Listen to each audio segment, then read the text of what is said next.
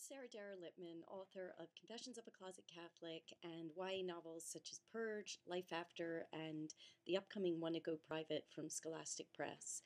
And for me, reading opened doorways to new worlds, and books were a way of processing things that were very confusing to me. Because books have been such an important part of my life, one of the highlights of my parenting career was when my first child, Josh, learned how to read. I mean, it literally was one of those tingles down the spine moment when I realized that he was reading on his own. We were living in England at the time, and so the first series of books that he learned to read with were these books called the Usborne Farmyard Tales. And they all started the same way, with this is Apple Tree Farm. This is Mrs. Boot the farmer. She has two children called Poppy and Sam and a dog called Rusty. And when I was thinking about doing this video, I still remembered after all these years, my son is now is a senior in high school and about to go to college next year. And I could still remember those lines because I had read them so many times with him, and every book of each of these books started with those very lines. And so I actually had to go and buy this book because I could not talk about teaching Josh to read without a copy of it. So now, for your reading pleasure, I am going to have Josh read it to you, complete with his English accent, and I hope you enjoy it. So, over to Josh. Pig Gets Stuck by Heather Amory and Stephen Cartwright.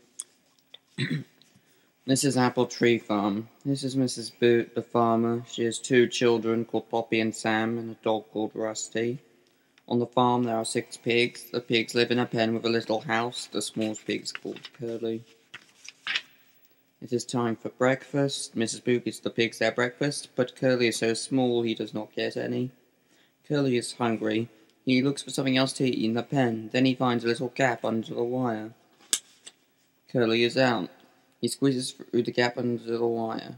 He is out in the farmyard. He meets a lot of other animals in the farmyard. Which breakfast would he like to eat? Curly wants to eat the hen's breakfast.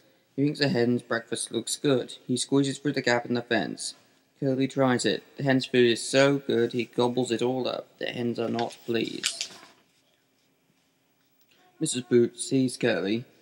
Curly hears Mrs. Boot shouting at him. "What are you doing in the hen run, Curly?" He runs to the fence. He tries to squeeze through the gap, but he has eaten so much breakfast he is too fat. Curly is stuck. Curly pushes and pushes, but he can't move. He is stuck in the fence. They all push. Mrs. Boot, Poppy, and Sam all push Curly. He squeals and squeals. His sides hurt. Curly is out.